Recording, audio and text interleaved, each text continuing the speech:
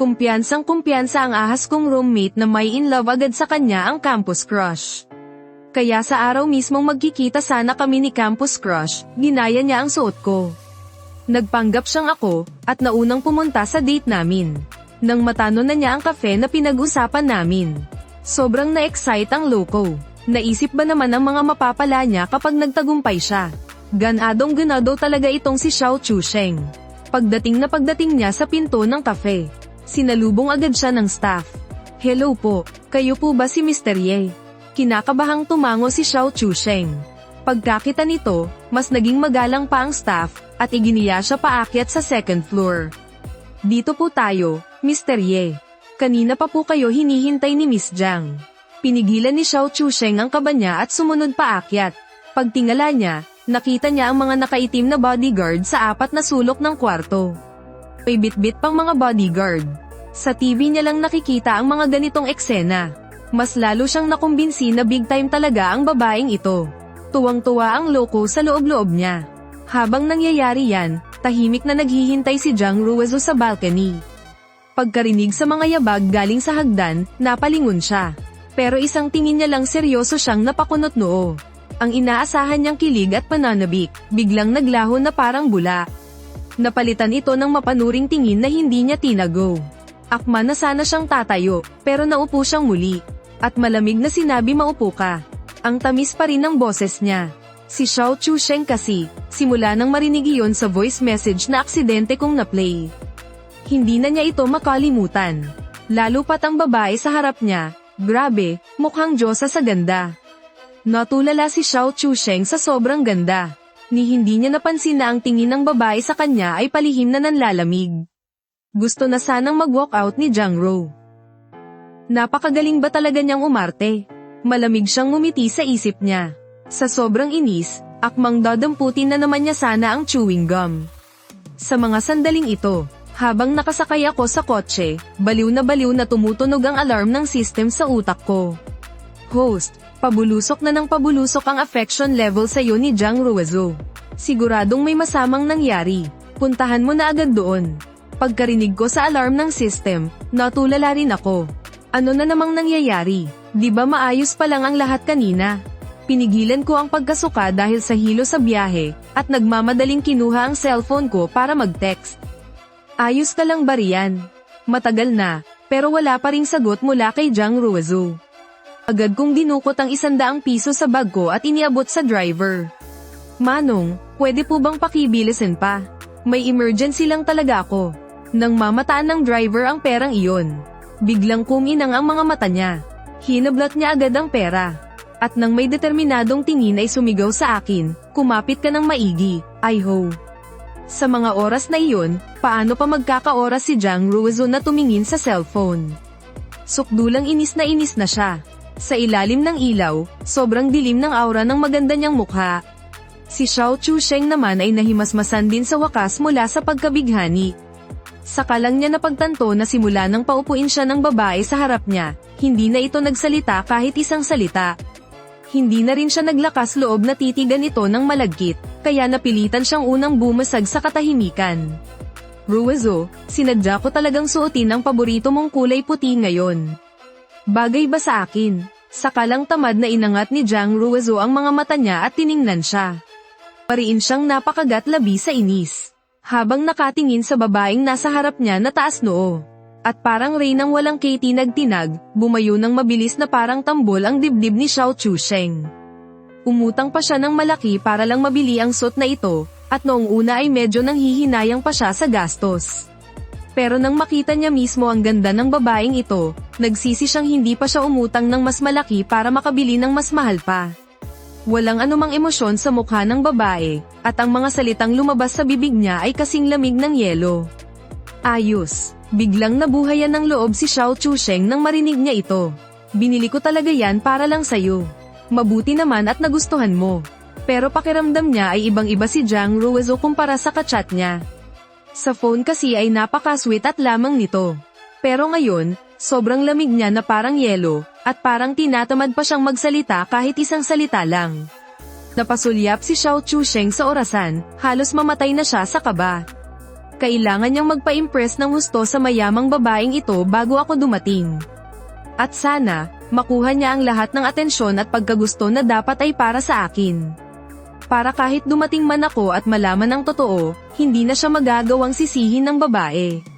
Dahil doon, nagkunwaring nagtatampo at nagreklamo si Xiao Chusheng. Ano bang nangyari sa'yo? Ang sweet-sweet mo naman sa akin bago tayo magkita. Tapos ngayon, iniiwan mo lang ako sa ere at hindi man lang kinakausap dahil sa pamilyar na tono ng pananalitang ito, medyo bumalik ang sigla ni Jiang Ruozhou. Kahit medyo naiinis pa rin siya, ayaw niya kasing isipin na nagkamali siya sa pagkakakilala sa kausap niya. Ano bang gusto mong kainin at inumin? Ikaw nang baalang umorder. Agad na nawala ang pag-iinarte ni Xiao Chusheng. Pero pagtingin niya sa menu, halos lumuwa ang mga mata niya. Sobrang ginto ng mga presyo. Pero siguro naman hindi siya ang pagbabayaran ng babaeng ito, di ba?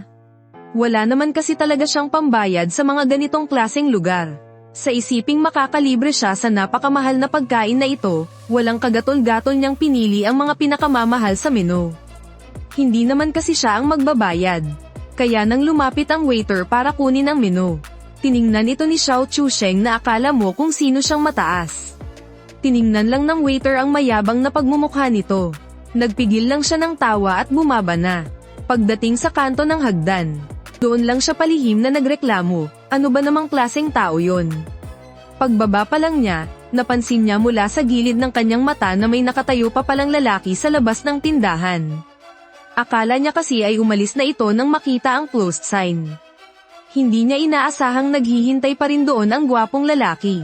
Kaya ipinasa na muna ng waiter ang trabaho sa kasamahan niya at lumabas. Pero habang papalapit siya, lalong lumaki ang mga mata niya. Diyos ko po, sobrang gwapo naman ng lalaking ito. Kinikilig na lumapit ang waiter para salubungin siya. Ako naman, litong-lito habang nakatingin sa closed sign. Kung sarado sila, dapat sinabihan man lang ako ni Jiang Ruozhou, di ba? Usapan namin na magkikita kami rito. Nakita kong lumabas ang waiter kaya nagtanong na ako. Excuse me po, may usapan kasi kami ng kaibigan ko na magkikita rito. Sarado po ba kayo ngayon? Biglang nag-play sa isip ng waiter ang isang napakahabang teleserye na parang 800 episode sa haba.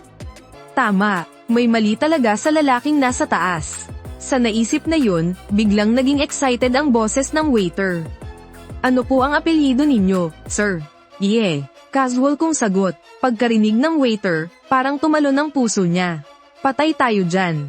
Impostor ang lalaki sa taas. Napakalaking gulo ng ginawa kong pag-akyat sa kanya roon. Kaya hindi na siya nag-aksaya pa ng oras. Nagmamadali siyang nagsalita sa akin, Mr. Yeah. Sumunod po kayo agad sa akin sa itaas. Kahit nagulong-gulo ang isip ko. At hindi alam kung bakit natataranta ang waiter, sumunod na lang din ako sa kanya paakyat. Samantala sa itaas, inis na si Jiang Ruozhou sa ingay mula sa ibaba. Sisubog na sana ang galit niya at may sisigawan. Pero pagharap niya ng punong-puno ng galit, napako ang paningin niya sa akin na nakatayo sa dulo ng hagdan. Biglang kumabog ng malakas ang dibdib niya, at agad siyang napaayos ng upo nang hindi man lang namamalayan. Hindi na niya maialis ang kanyang mga mata sa akin kahit isang segundo. Nang makita ko siya, maging ako ay natulala. Sobrang ganda niya. Ganoon lang akong tinitigan ni Jiang Ruozhou. Habang pinapanood akong naglalakad ng hakbang-hakbang palapit hanggang sa makatayo ako sa harapan niya. Biglang nanigas sa kinauupuan si Xiao Chusheng. Umakyat sa utak niya ang matinding kaba at takot dahil nahuli siya sa akto. Nang unti-unti niyang ilingon ang ulo niya para tingnan ako. Mabilis na dumaan ang matinding selos sa kanyang mga mata. Pagkatapos ay nag-iwas siya ng tingin sa labis na kaba, at palihim na sumulyap para tingnan kung anong reaksyon ni Jiang Ruozhou. Nagpapabalik-balik ang tingin ni Jiang Ruozhou sa aming dalawa sa puntong ito, kung hindi pa rin niya naiintindihan ang nangyayari. Isa na siyang malaking tanga. Isang malamig na ngiti ang sumilay sa mga labi ni Jiang Ruozhou. At tinignan si Xiao Chusheng na parang isang bangkay. Sa sobrang takot nito, pakiramdam niya'y nanigas ang lahat ng dugo sa katawan niya. Hindi ako umimik sa buong pangyayari dahil gulat na gulat din ako kung bakit nandito si Xiao Chusheng. Tumayo si Jiang Ruozhou at lumapit sa akin, sabay tingala para tignan ako. Hindi maitago sa mga mata niya ang pagkamangha ito na pala ang lalaking matagal na niyang pinapangarap. Ikaw si Ye Chen, tama ba? Dahan-daang tanong ni Jiang Ruizu para makasiguro. Natulala ako ng ilang segundo, at hindi makapaniwalang napatingin sa nerbyosong si Xiao Chusheng. Ang kapal ng mukha niyang magpanggap bilang ako para makipagkita kay Ruizu. Pinakialaman niya ba ang cellphone ko? Hindi ko talaga lubos maisip na aabot sa ganito kakapal ang mukha ni Xiao Chusheng, kaya pala kahit wala naman akong ginagawa. Tuloy-tuloy ang pagbaba ng tingin sa akin ni Jiang Ruizu. Tinamad na akong tignan pa ang lalaking to. Lumingon ako kay Jiang Ruizu at napabuntong hininga. Hindi mo man lang ba nakilala kung sino ang kaharap mo? Sabi mo pa naman gusto mo akong makita. Sa totoo lang, medyo nakonsensya rin ako habang sinasabi yan. Kasalanan ko rin naman kasi hindi ko binantayan ang cellphone ko, kaya nakaakit tuloy ako ng isang buwisit na langaw. Naramdaman ni Jiang Ruizu ang panunumbat sa tono ko, kaya biglang sumikip ang dibdib niya. Bumilis ang tibok ng puso niya, at mahina siyang humingi ng tawad. Kasalanan ko hindi kita nakilala. Patawarin mo na ako, please. Sabi ni Jiang Ruizu. Habang maingat na inaabot ang kamay ko, nag-aalinlangang hawakan ito. Pinagmasdan ko ang ginagawa niya at hindi ko inilayo ang kamay ko. Namula na lang bigla ang buong mukha ko. Sa tanang buhay ko, ngayon lang ako nakahawak ng kamay ng isang babae. Sinungaling ako kung sasabihin kong hindi ako kinilig. Nang hawakan ni Jiang Ruizu ang kamay ko, ang unang pumasok sa isip ko ay bakit ang lambot-lambot ng kamay niya. Ang sarap at ang ganpa sa pakiramdam. Kusang hinigpitan ni Jiang Ruizu ang hawak niya. Takot na takot siyang makawala ang kamay ko mula sa mga palad niya. Para kaming walang ibang tao sa paligid. Para bang nakalimutan na namin ang presensya ni Xiao Chusheng. Nag-aapoy sa matinding selos at gal. Ang makita mismo ng sarili niyang mga mata na ang Diyosa ay todo asikaso sa akin na isang talunan sa paningin niya, mas malala pa ito kaysa sa patayin siya.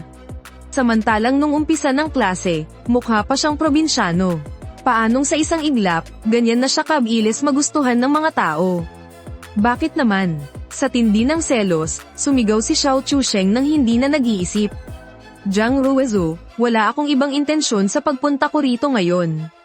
Ayoko lang makitang niloloko ka ng isang katulad niya. Para bang ngayon lang naalala ni Jiang Ruizu na nag-e-exist pa pala ang lalaking ito. Hinawakan niya ang kamay ko papunta sa mesa, at pinaupo ako sa pwesto niya kanina. Tapos ay umupo siya ng sobrang lapit sa akin. Nang tingnan niyang muli si Xiao Chusheng, biglang nanlamig ang kanyang mukha, at ang mga tingin niya ay tila mga patalim na bumaon sa kanya. Mariin at mabagal siyang nagsalita, pagbabayaran mo ng mahal ang lahat ng ginawa mo ngayong araw. Sa unang tingin ko pa lang sa'yo, alam kong may mali na. Buti na lang hindi ganoon kasama ang panlasa ko. Kung hindi, baka nasuka na ako sa pandidirisa. Napanginig sa takot si Xiao Chusheng dahil sa nakakakilabot na aura ng babae.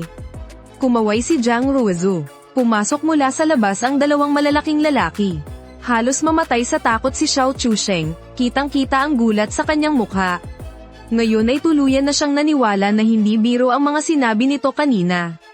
Kaya naman, ubos lakas siyang sumigaw. Ruizu, wag kang magpaloko kay Ye Chen. Kung kani-kanino yan nakikipaglandian, hindi siya seryoso sa'yo. Isa ka lang sa mga reserbang babae niya. Walang emosyon kung pinanood ang nagwawalang si Xiao Chusheng. Hindi ko talaga maintindihan, wala naman kaming atraso sa isa't isa, pero bakit ganoon na lang siya kadesperadong sir-an ako? Sobrang dilim ng mukha ni Jiang Ruizu, halatang hindi siya naniniwala sa mga kalokohang sinasabi ni Xiao Chusheng. Nilinggan ko si Jiang Ruizu at sinabi, "Teka, huwag mo muna siyang ipaalis. Gusto kong marinig kung ano pang kalokohan ang lalabas sa bibig niya." Dahan-daang pinisil ni Jiang Ruizu ang kamay ko. Biglang kumalma ang mukha niya, at sa malambing na tono ay sinabing, "Masusunod, kung anong gusto mo," dahil nakita niya mismo na wala akong tinatago. Mas natuwa pa nga siya. Masamang tiningnan ni Xiao Chusheng ang dalawang bodyguard. Inayos ang damit niya, at nanguuyam na tumitig sa akin. "Ye Chen, tatanungin kita, sa dinami-rami ng mga nagtatrabaho roon, bakit ikaw lang ang pinasakay ng mayamang babaeng yun sa kotse niya? Habang nasa biyahe, sinong nakakaalam kung anong milagrong ginawa niyo sa loob? Para sa iba, normal lang yun. Pero para sa akin, may maling nangyari." Tinitigan ko siya ng masama at tinanong, "Dahil lang sa mga chismis na narinig mo, Hinusgahan mo na agad na may namamagitan sa amin ng iba. Namimilipit sa galit ang mukha ni Xiao Chusheng. Hindi pa ba sapat yun? May Jiang Ruizu ka na nga. Bakit kailangan mo pang sumakay sa kotse ng ibang babae? Napatawa na lang ako sa inis. Sino bang matinong tao ang mag-iisip ng ganyan? Huminga ako ng malalim. Xiao Chusheng, kapag ba sumakay ako sa kotse ng iba, kailangan may mangyari agad sa amin. Wala na siyang pakialam sa mga sinasabi ko. Hindi na siya nakatingin sa akin, at sa halip ay parang baliw na nakatitig kay Jiang Ruizu. Inaamin ko, pinakialaman ko ang cellphone niya. At doon kita nakita. Pero pangako, mas hihigitin ko ang pagmamahal niya sa'yo. Mas mahal kita. Hinding-hindi ko itatapon kung saan-saan ang mga ibibigay mo sa akin. Malinaw na pinaparinggan niya ako na hindi ko raw pinapahalagahan ang mga regalo ni Jiang Ruizu. Nang makita kong tinatapakan niya ang katapatan ko, palihim kong sinulyapan si Jiang Ruizu, at nakita kong hindi man lang siya naapektuhan. Nakahinga ako ng maluwag. Samantala, si Xiao Chusheng ay parang sinasaniban. Tuloy-tuloy pa rin sa pagtatapat ng nararamdaman kay Jiang Ruizu. Halata kong talagang nabighani siya nang makita ng personal si Jiang Ruizu. Sa bagay, hindi na nakapagtataka. Siya ang tipo ng babaeng bida sa mga nobela, perpekto ang mukha't katawan. Walang kahit anong kapintasan mula ulo hanggang paa. Kahit paano, iyon ang unang mapapansin mo sa kanya. Nang makita ko ang kaawa-awang itsura ni Xiao Chusheng, alam kong wala nang saysay kung makikipagtalo pa ako. Nilinggan ko ulit si Jiang Ruizu. Naniniwala ka ba sa akin? Agad na tinago ni Jiang Ruizu ang pandidiri kay Xiao Chusheng, at nang may paninindigan ay sinabing, "Siyempre, naniniwala ako sa'yo." Pero may kakaibang kislap na dumaan sa mga mata niya, na hindi ko napansin. Mabilis na kinalagkad si Xiao Chusheng ng mga bodyguard ni Jiang Ruizu. Hindi ko na lang iyon masyadong inisip. Sa wakas, bumalik na rin ang magandang pagtingin sa akin ni Jiang Ruizu. Napabuntong hininga ako ng malalim. Bigla siyang nagtanong, "Anong iniisip mo?" Nakagulat ang biglaan niyang tanong. Tiningnan ko si Jiang Ruizu, at napansin kong sinusuri niya ako ng maigi. Na parang binabasa ang buong pagkatao ko. Agad na tumunog ang alarm bell sa utak ko. Masyadong matalas ang pakiramdam ng babaeng to. Kaya ko pa siyang lusutan kapag sa chat lang. Pero ngayong magkaharap kami hindi ko na malayang napakuyom ang mga kamao ko. Nagkunwari akong kalmado at sumagot, "Wala naman." Hindi ko lang inaasahan na mangyayari to. Pasimpleng tiningnan ni Jiang Ruizu ang nakakuyom kong mga kamay. Hindi worth it na pag-aksayahan ng oras ang taong yun. "Ye Chen, sinabi ko na sa'yo na sesanduan kita, bakit ba palagi kang tumatanggi?" May himig ng pagtatampo sa boses niya.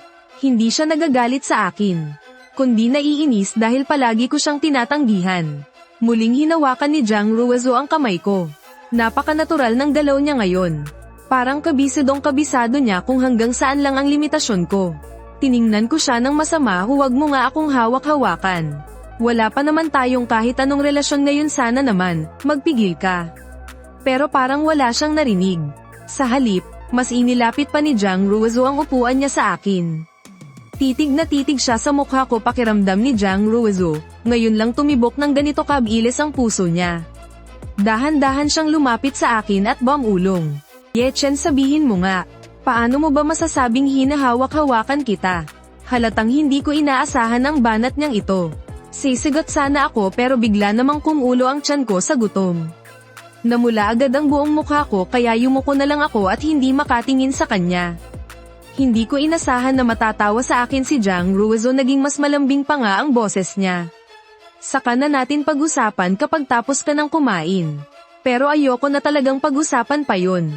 Pero hindi niya ako binigyan ng pagkakataon, agad siyang nagpatawag para i-serve na ang pagkain. Pagkakita ko sa waitress na nag-serve ng pagkain, biglang nanlaki ang mga mata ko. Siya pala yung babaeng nagdala ng pagkain sa akin sa school noon. Nakita rin niya ako, at may profesional na ngiti sa labi. "Miss Jiang, Mr. Ye, magandang hapon po." Sa sandaling iyon, naintindihan ko na ang lahat. Nang umalis na ang waitress, agad akong lumingon kay Jiang Ruizu. May bigla pala akong naisip.